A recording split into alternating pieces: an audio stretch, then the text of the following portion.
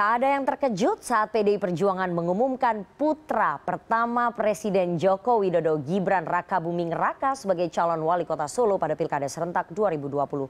Selain itu, PDI Perjuangan juga mengusung putra Menseskap Pramono Anung sebagai calon Bupati Kediri.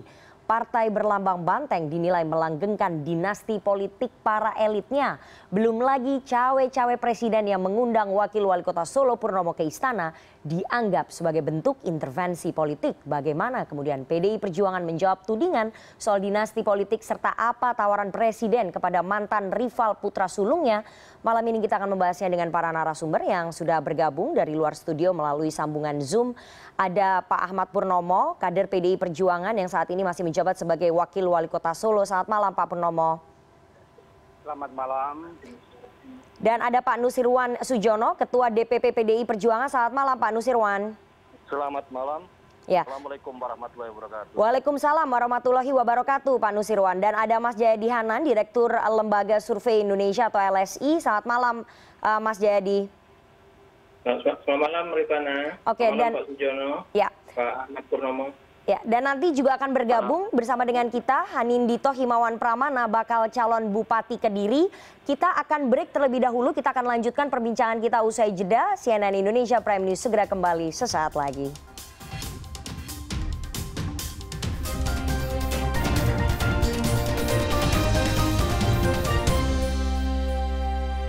Anda masih bersama kami di CNN Indonesia Prime News dan kita akan memulai perbincangan kita dengan para narasumber yang sudah bergabung dari luar studio melalui sambungan Zoom. Saya akan sebutkan lagi narasumber kita malam hari ini cukup banyak, cukup ramai. Ada Pak Ahmad Purnomo, Wakil Wali Kota Solo, kader PDI Perjuangan.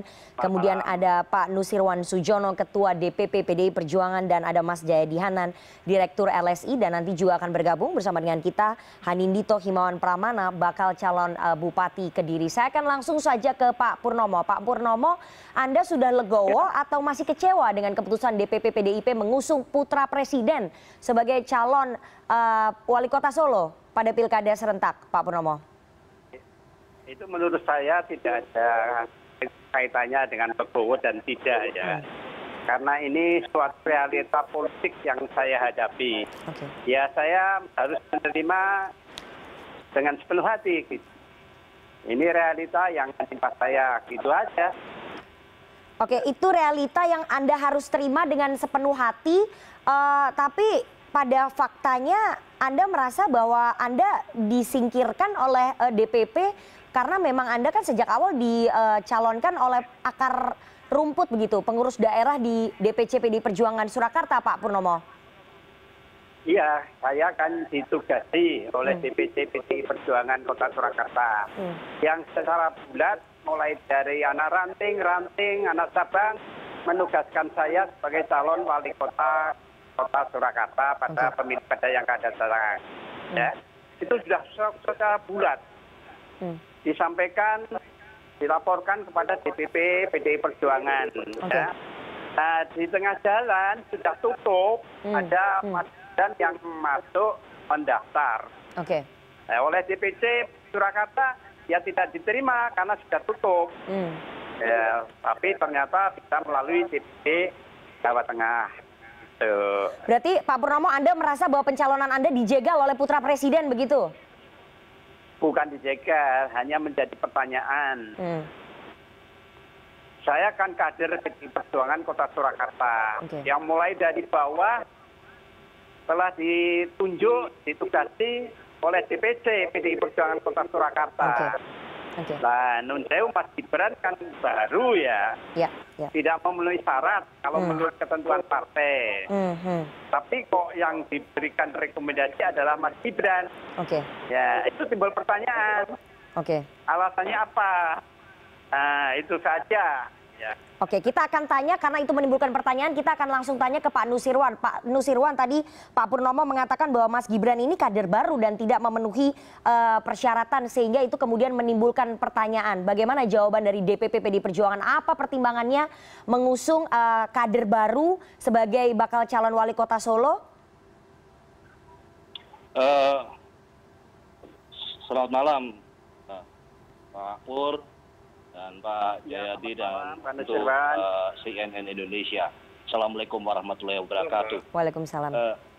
tentu bahwa kawan untuk proses pemilihan kepala daerah itu tidak hanya kita melihat di Solo saja. Proses untuk melakukan rekrutmen untuk menentukan calon kepala daerah itu berlaku umum di seluruh Indonesia. Bagi PDI Perjuangan sudah ada peraturan partainya.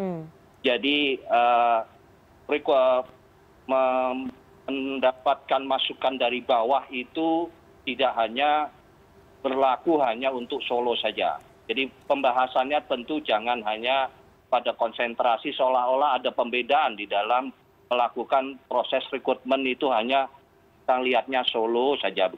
Seperti yang sudah diumumkan kemarin pada saat penyampaian 45 calon kepala daerah merupakan pengumuman atau penyampaian tahap kedua, itu pun berlaku umum proses dari masukan dari bawah. Tentunya peraturan-peraturan itu tetap diberlakukan. Calon-calon itu ada yang pertama kali sudah mengusulkan dari bawah dan bisa saja proses itu berganti berdasarkan tinjauan survei electability, kemudian juga pertimbangan-pertimbangan politis dari cabang, kemudian naik kepada provinsi dan terus langsung sampai ke DPP. Maka sebetulnya tidak juga terlalu berbeda, ada sebuah keputusan yang agak lain begitu ya, kecenderungannya seolah-olah menangkapnya demikian. Harap menjadi catatan dari 45 yang disampaikan pada waktu hari Jumat kemarin, itu ada yang dari PNS, aparatur sipil negara yang sudah pensiun gitu ya, baru saja. Kemudian juga dari usahawan, dari rohaniawan, itu menjadi calon. Pak Nusirwan, kalau misalnya tadi tinjauannya bahwa itu baru kader baru saja, mereka tentunya kalau acuannya itu tidak juga sudah lama, juga baru saja, karena ketentuan aparatur sipil negara tidak boleh dia mencalonkan kecuali kalau dia sudah menyudahi masa baktinya. Dan itu tidak hanya satu saja daerah seperti Solo begitu ya. Proses-proses itu berlangsung, tapi juga banyak tempat. Dari 45 yang kita sampaikan kemarin yang diumumkan oleh Mbak Puan, dan itu merupakan keputusan dari Dewan Pimpinan Pusat Partai yang dipimpin oleh Ibu Ketua Umum, Ibu Megawati Soekarnoputri, dalam setiap rapat keputusan rapat Dewan Pimpinan Pusat Partai. Maka itulah visi yang sudah kita lalui melalui proses dari jenjang dari bawah sampai dengan keputusan yang memang keputusan untuk rekomendasi itu harus dikeluarkan oleh Dewan Pimpinan Pusat Partai. Pak Nusirwan, apa perbedaan ataupun apa keunggulan Gibran Rakabuming Raka dibandingkan dengan Ahmad Purnomo menurut DPP PDIP? Tentu bahwa pertimbangan internal dan pertimbangan strategi dan electability, kemudian tinjauan dari hasil survei dan sebagainya, kami ada hal yang bisa kami sampaikan kepada publik, ada yang tidak bisa. Mohon maaf Mbak, bahwa itu pertimbangan keputusan politik internal tentunya kita tidak bisa sampaikan secara keseluruhan. Tapi kalau yang berkaitan dengan hal yang sifatnya processing, boleh-boleh saja itu semua secara umum sama demikian. Jadi kalau misalnya pertanyaan apa perbedaan, itu tentunya kita memiliki perhitungan dan pertimbangan-pertimbangan tersendiri. Pak Nusirwan, faktor Gibran menjadi anak Presiden Jokowi itu menjadi faktor pendorong yang cukup kuat? Bahwa sekali lagi bahwa kalau dikatakan bahwa ini baru, saya ambil contoh saja karena untuk PDI Perjuangan itu tidak hal baru mengajukan anak muda generasi baru untuk memimpin, itu bukan kali ini. Ya, jadi saya ambil contoh seperti adik kami itu Anas di Banyuwangi, itu tampil di Kabupaten Banyuwangi pada saat itu usianya tidak beda jauh dengan Gibran saat ini gitu ya. Nah, hanya bedanya tentu Anas tidak putra seorang tokoh, tapi di Gibran Presiden, maka menjadi perbincangan itu saja. Tapi sebenarnya bagi PDI Perjuangan itu bukan hal yang baru untuk menampilkan anak-anak, katakanlah generasi atau yang lebih muda untuk maju ke daerah-daerah tertentu. Oke, memunculkan anak-anak muda yang baru sebagai proses regenerasi partai. Saya mau ke Pak Ahmad Purnomo terlebih dahulu. Pak Ahmad Purnomo, Anda diundang oleh Presiden Jokowi ke Istana Negara. Dalam konteks apa kemudian Presiden mengundang Anda? Sebagai Presiden Republik Indonesia atau sebagai ayah yang anaknya maju sebagai calon wali kota atau sebagai kader PDI Perjuangan? Saya tidak tahu sebagai apa. Yang penting pada hari Rabu kemarin, Rabu malam saya ditelepon oleh staf ajudan Presiden. Saya diminta hari Kamis kalau bisa ke Jakarta karena Pak Presiden kepingin ketemu. Saya tanya jam berapa? Ya sebentar lagi terus ditelepon jam 11.30. Nah saya hitung-hitung, wah besok pagi berangkat pakai pesawat masih bisa sempat. Ya. Hingga Kamis pagi saya berangkat pakai Lion jam 8.30, langsung Cengkareng saya ke istana. Gitu.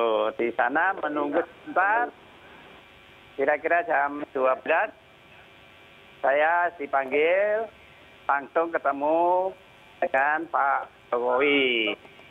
Itu maksud dan tujuannya saya tadinya tidak ngerti. Mungkin Pak Jokowi kangen dengan saya. Karena apa? Karena Pak Jokowi teman lama saya. Saya sebelumnya ya sudah kenal, sudah akrab dengan beliau kayak gitu. Oke, Pak Purnomo, bukankah yang semestinya menyampaikan gagalnya pencalonan Anda itu adalah Ibu Ketua Umum ya, Ibu Megawati Soekarno Putri, bukannya Presiden Jokowi? Anda tidak merasa itu sesuatu yang aneh ya, Pak Purnomo? Ya, itu waktu saya menganggapnya biasa saja. Saya menganggap Pak Jokowi sudah personal memberitahu kepada saya, Pak Pur yang dapat rekomendasi pemilu Kada Solo adalah Gibran dan Teguh. Oh siap Bapak, kayak gitu. Saya ya terima kasih diberitahu oleh Pak Jokowi, bukannya oleh DPP.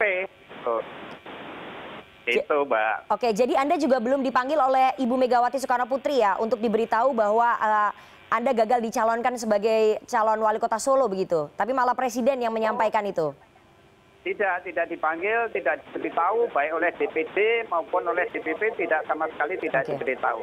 Oke, kemudian apa yang disampaikan oleh Presiden? Apa tawaran Presiden kepada Anda, mantan rival putra sulungnya? Tidak ada tawaran, hanya yang ngobrol-ngobrol. Bagaimana Solo sekarang, bagaimana Solo ke depan, apa kegiatan Pak Pur, gitu. Nah, dalam kesempatan ini Pak Jokowi setelah memberitahu bahwa yang dapat rekomendasi Pak Gibran dan Teguh, karena mungkin saya dianggap senior di Kota Surakarta, sudah sangat berpengalaman. Hingga Pak Jokowi mohon minta kepada saya, menghimbau kepada saya agar nantinya bisa memberikan saran, membimbing Gibran dalam memimpin Kota Solo ke depan gitu. Saya ya siap Bapak, nah, karena saya memang warga Solo yang bangga dengan kotanya, ya, yang mencintai kotanya. Saya tidak akan meninggalkan Kota Surakarta. Gitu. Oke, Pak Purnomo, Anda sempat menyebutkan bahwa Anda ditawari jabatan oleh Pak Presiden setelah nanti tidak lagi menjabat sebagai Wakil Wali Kota Solo. Jabatan apa sih Pak? Tidak ditawari kok, hanya wartawan itu memancing saya. Kalau ditawari, jadi yang menyatakan kalau ditawari itu wartawan, bukan Pak Presiden. Kalau ditawari jabatan itu bagaimana Pak Pur? Saya jawab, Pak, saya tidak akan menerima karena saya lebih cinta Kota Surakarta. Saya tidak akan meninggalkan Kota Surakarta. Saya akan kembali kepada bisnis saya yang saya tinggal. Saya akan ngomong anak putu. Akan berkiprah dengan keluarga. Begitu. Jadi tidak ada tawaran ya Pak Pur?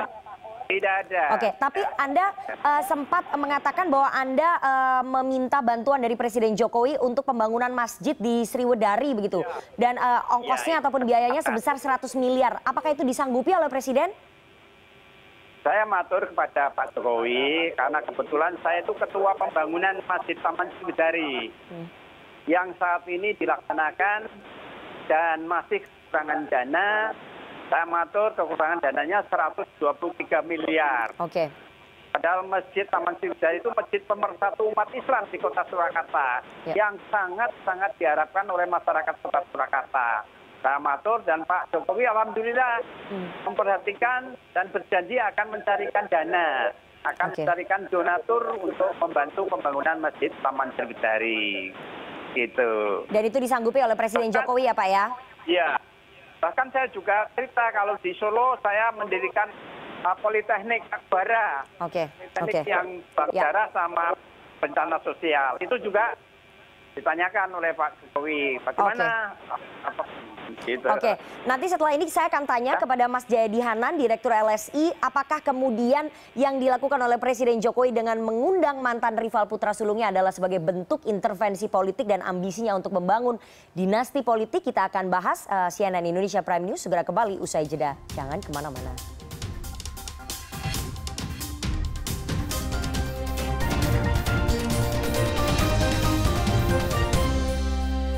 Anda masih bersama kami di CNN Indonesia Prime News dan kita akan lanjutkan perbincangan kita dengan para narasumber yang bergabung dari luar studio melalui sambungan Zoom. Ada Pak Ahmad Purnomo, kader PDI Perjuangan, Wakil Wali Kota Solo, dan ada Pak Nusirwan Sujono, Ketua DPP PDI Perjuangan, dan Mas Jayadi Hanan, Direktur LSI. Dan saya akan langsung ke Mas Jayadi. Mas Jayadi, tadi sebelum break saya sudah katakan, Pak, kita sudah mendengarkan juga penjelasan dari Pak Purnomo. Anda melihat apa yang dilakukan oleh Presiden Jokowi ini sebagai bentuk intervensi politik, bahwa Pak Purnomo mengatakan bahwa dia tidak diberitahu sama sekali gagalnya pencalonannya oleh DPP ataupun DPD, tapi malah diberitahu oleh Presiden ke Istana Negara. Apa yang Anda lihat di situ, Mas Jayadi? Ya, apakah itu intervensi atau tidak? Ya, jawabannya iya dan tidak ya. Pertama, bisa disebut bukan intervensi kalau Presiden itu memanggil Pak Purnomo sebagai sesama kader PDI Perjuangan, kan? Itu bukan intervensi. Tapi kalau dia memanggil sebagai seorang presiden, maka kan presiden tidak ikut proses pencalonan seorang wali kota di dalam partai, kan? Itu kan urusannya internal PDI Perjuangan menurut aturan kita gitu. Jadi tetapi dua-duanya itu kan membuat kita tidak susah untuk menampik ada kesan adanya pengaruh presiden di dalam proses pencalonan Gibran di sini. Nah, menarik itu kalau kita tanyakan misalnya, kalau seandainya Mas Gibran itu bukan anak Pak Jokowi atau anak presiden, apakah dia tetap akan dicalonkan oleh PDI Perjuangan di Solo gitu? Kenapa pertanyaan itu menarik? Karena pertama, PDI Perjuangan itu kan punya posisi sangat kuat di kota Solo. Kursi DPR yang dikuasai oleh DPRD ya di kota Solo itu 67%, 30 kursi dari 45 itu 67%. Dan itu artinya PDI Perjuangan tidak dalam posisi mencari seorang tokoh yang akan membantu PDI Perjuangan untuk memenangkan pilkada di kota Solo. Karena secara kalkulatif rasional politik gitu, kemungkinan besar yang dicalonkan oleh PDI Perjuangan di kota Solo, kalau PDI Perjuangannya solid, itu kemungkinan besar akan menang kan gitu. Jadi, nah pertanyaannya mengapa ada kader baru seperti kata Pak Purnomo tadi, masuknya di tengah, sudah ada proses sebelumnya, lalu kemudian dia yang memperoleh posisi sebagai calon gitu. Nah pertanyaannya itu kan, mengapa beliau yang dijadikan calon itu saya kira pertanyaan penting kalau kita bicara soal pencalonan ini. Mau tidak mau orang menjawabnya karena beliau anak presiden kan gitu. Nah ini sebetulnya boleh-boleh saja kan. Menurut aturan kita tidak ada yang dilanggar gitu ya. Tapi secara politik memang orang menjadi bertanya-tanya kepada peristiwa ini. Kenapa? Karena Presiden Jokowi itu kan dikenal sebagai politisi yang tidak begitu peduli dengan mengutamakan keluarganya menjadi bagian dari terak politik misalnya. atau tidak ingin menggunakan jabatan publik untuk mempengaruhi proses-proses politik yang ada seperti di partai gitu. Jadi orang kita masih berharap Pak Jokowi itu memberikan contoh yang jauh lebih tinggi dibanding apa yang berlangsung selama ini. Oke, Mas Jayadi. Peristiwa seperti ini kan sudah biasa terjadi. Anak pejabat, atau kerabat pejabat menjadi calon itu kan biasa. Nah, tetapi orang berharap lebih kepada Pak Jokowi gitu. Nah, tapi dengan peristiwa ini orang kemudian bisa beranggapan ya Pak Jokowi tidak terlalu berbeda dengan politisi yang lain. Gitu. Oke. Mas Jayadi, artinya ini memberikan contoh yang buruk bagi demokrasi kita bahwa pimpinan tertinggi di negara ini juga ternyata sama saja dengan pejabat yang lainnya memberikan karpet merah kepada anaknya untuk maju tanpa melalui proses kaderisasi yang benar begitu.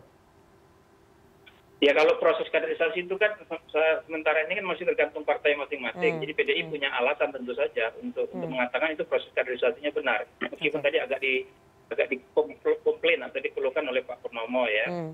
Nah, tetapi dalam perspektif yang lebih luas ya, ini kan dipersoalkan orang karena tidak berada dalam kerangka pembicaraan dinasti politik. Dinasti politik itu sebetulnya ada di mana-mana.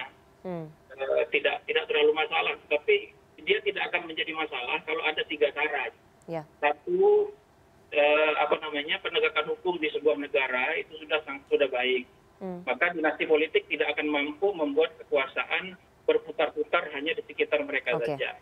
Yang kedua, apabila kesenjangan ekonomi dan politik di sebuah negara itu sudah membaik gitu, tidak lagi senjang. Di kita kan masih senjang. Yang ketiga, partisipasi publik di dalam proses-proses politik seperti pencalonan calon kepala daerah itu cukup baik gitu. Nah di kita kan proses pencalonan itu sepenuhnya proses internal partai politik. Jadi karena proses ini kita belum baik dalam 3 hal itu, maka orang khawatir, kita bisa khawatir dinasti politik itu atau lebih ringannya itu keluarga politik itu bisa membuat proses kekuasaan di sebuah tempat menjadi berputar-putar di sekitar sekelompok orang atau sekelompok keluarga saja. Oke, saya mau langsung ke Pak Nusirwan. Pak Nusirwan menjawab ataupun menyampaikan, menyambung pertanyaan dari Mas Jayadi tadi. Kalau seandainya Gibran Rakabuming Raka bukan anak Presiden Jokowi, tetap akan dicalonkan oleh PDI Perjuangan? Tentu bahwa sekali lagi bahwa kita tentu mempunyai pertimbangan-pertimbangan. Itu hak dari partai politik untuk memiliki pertimbangan-pertimbangan tersebut. Tentu konsekuensinya akan dipertanyakan oleh seperti Pak Jayadi ini. Gitu. Dan pemilihan kepala daerah itu lebih banyak kepada aspek pilihan terhadap personal. Meskipun ketentuannya itu adalah diusung oleh partai politik. Tidak bisa dipungkiri bahwa pilihannya adalah pilihan personal. Siapa yang menjadi calon. Itu berlaku di semua daerah. Meskipun tadi dikatakan betul bahwa kami begitu kuat di Solo, kan tidak hanya Solo, tapi hampir mayoritas di Jawa Tengah itu kekuatan kita dominan. Tapi tetap kita pun juga mempertimbangkan siapa yang akan maju. Bahwa pertimbangan-pertimbangan tersebut tentu sekali lagi itu adalah merupakan kewenangan internal kami untuk berhitung tersebut. Gitu ya. Pak Nusirwan. Tapi juga termasuk diantaranya bahwa kita juga sudah memperhitungkan akan muncul pertanyaan seperti Mbak sama Mas Jayadi tadi akan menanyakan hal tersebut. Jadi kita sudah prepare, kita sudah paham, dan tentunya sekali lagi kepada yang terhormat Pak Pur, kalau Pak juga sudah cukup lama bersama-sama dengan kami di Solo, sudah ngerti karakter atau katakanlah kebiasaan atau lingkungan di internal PDI Perjuangan. Pak Nusirwan, saya tidak mengatakan bahwa keputusan tersebut itu harus sesuatu yang dianggap biasa-biasa saja, tidak demikian. Bahkan termasuk diantaranya undangan untuk hadir di Jakarta dan diberitahu oleh Pak Jokowi, itu pun juga sebetulnya itu adalah komunikasi yang biasa kita lakukan pada siapapun, oleh siapapun. Pak Sekali lagi bahwa tentu sebelum ditanya kaitan dengan hal tersebut, saya akan jawab bahwa jangan terlalu hanya memfokuskan ke Solo saja gitu ya. Ini kan yang menarik, ini kan pilkada itu ada 270 gitu ya. Dan juga yang menjadi calon Pak Jayadi itu kan nggak banyak. Ini yang menjadi repot, tapi yang menjadi menarik buat media kan untuk membahas yang seperti ini begitu. Tapi sebetulnya bahwa kondisi seperti tadi dikatakan, kami tidak diberitahu oleh Dewan Pimpinan Pusat Partai, tapi ya diberitahu oleh yang lain. Sebetulnya proses-proses tersebut itu proseduralnya, kemudian dari cabang itu konsultasi dengan DPD dan itu selalu dilakukan sebelum terjadinya sebuah keputusan. Itu terjadi di seluruh daerah. Kita ada pengerucutan, istilahnya ada tinjauan bagaimana daerah tersebut, seseorang calon, kalau misalnya Pak Jayadi mau calon dari PDI Perjuangan, nanti kita lihat, Pak Nusirwan, ini yang repot ini terlalu fokus kepada satu daerah saja.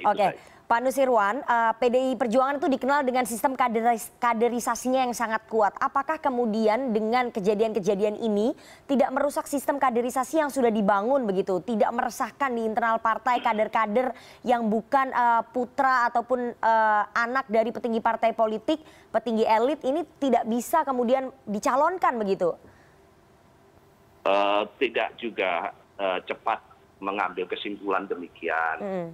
Juga kita juga memberikan gambaran bahwa yang muda itu juga bisa maju toh, tidak hanya memberikan kesempatan kepada generasi yang lebih, itu juga bagian daripada kaderisasi. Jangan salah Pak Jayadi, bahwa apakah itu masuk di dalam lingkup dinasti atau tidak, tapi itu kan juga sebuah pembaharuan untuk menurunkan kepada generasi di bawahnya untuk maju memimpin daerah. Itu harusnya kita diapresiasi ya, untuk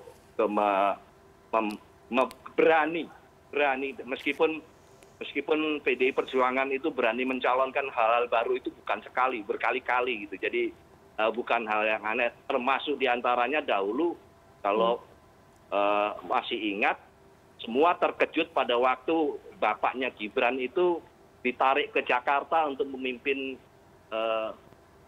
DKI Jakarta. Tapi sayangnya itu tidak dikorelasikan pada hari ini yang membahas putranya. Itu kan juga mungkin dikatakan akan muncul pertanyaan, kenapa kok bukan yang lain yang lebih kuat di Jakarta? Kenapa kok berani menarik ke Jakarta dari Solo? Itu kan sebuah keberanian untuk dari PDI Perjuangan untuk memilih kadernya siapa yang akan ditugaskan di setiap tempat dengan pertimbangan-pertimbangan dan evaluasi tertentu. Ya, Mas Jayadi, tidak ada aturan hukum yang dilanggar sebetulnya, tapi kalau misalnya kita lihat, apakah memang Presiden ingin membangun dinasti politik ya dengan merestui putra sulungnya maju di tempat yang dulu beliau memulai karirnya dari paling bawah begitu? Mas Jayadi? Oh ke saya. Ya, jadi begini, saya tanggapi sedikit Pak Nusirwan tadi. Justru disitulah pertanyaannya begitu. Pertanyaannya itu kualifikasi apa yang dimiliki oleh Mas Gibran sehingga kemudian dia dicalonkan sebagai calon kepala daerah di Solo. Mengapa muncul pertanyaan itu? Karena seperti kata Pak Purnomo tadi bahwa sudah ada proses sebelumnya, lalu kemudian Mas Gibran masuk di tengah gitu. Siapapun akan bilang ya menurut aturan itu ya haknya Mas Gibran kan untuk ikut mencalonkan. Tetapi kemudian apakah prosedur-prosedur yang dia lalui itu bisa cukup diterima menurut logika publik gitu. Tentu saja logika partai bisa mengatakan itu hak partai gitu. Jadi kan ini bicara soal pemimpin politik untuk publik begitu. Nah, kalau misalnya orang publik hanya bisa menangkap bahwa Mas Gibran dicalonkan karena beliau putra presiden, bukan karena faktor-faktor yang lain, yang misalnya soal kapabilitas, soal elektabilitas atau soal-soal yang lain, maka sulit untuk menampik adanya anggapan bahwa Mas Gibran dicalonkan semata-mata karena beliau putra presiden gitu. Ini prosedur pencalonan. Nah, kalau kita bicara dalam konteks yang lebih luas lagi, pertanyaannya berikutnya, mengapa Mas Gibran tidak mau menunggu misalnya sampai Pak Jokowi tidak lagi menjadi presiden, sehingga tuduhan atau sinyalemen bahwa secara langsung atau tidak langsung ada upaya untuk memanfaatkan posisi sebagai keluarga presiden itu tidak muncul gitu. Nah, tapi sekali lagi nih Pak Nusirwan, saya paham sebetulnya bahwa secara hukum ini tidak ada masalah, tetapi saya bicara dari segi politik, kemudian dari segi etika politik ya Mas Yadi ya, yang lebih luas gitu. Karena bagi saya bagaimanapun kalau presiden itu kan presiden seluruh Indonesia, termasuk presidennya Solo kan gitu. Nah, bayangkan bagaimana proses hubungan antara kepala daerah seperti wali kota dengan presiden itu tentu akan berbeda nantinya dengan kepala daerah yang lain ketika berhubungan dengan seorang kepala negara atau seorang kepala pemerintahan, dalam hal ini presiden. Nah, itu kan bisa memunculkan bermacam-macam spekulasi begitu. Nah, secara politik menurut saya, secara etika politik itu lebih baik spekulasi seperti itu dikurangi gitu. Tapi kan sekali lagi secara hukum tidak ada yang dilanggar. Oke, saya mau tanya ke Pak Purnomo. Pak Purnomo, bagaimana Anda kemudian mengelola kekecewaan dan kita dengar sudah ada salah satu partai politik PKS menawari Anda untuk maju sebagai rival putra presiden. Anda berminat atau tidak? Kita akan tanya seusai jeda. CNN Indonesia Prime News segera kembali sesaat lagi.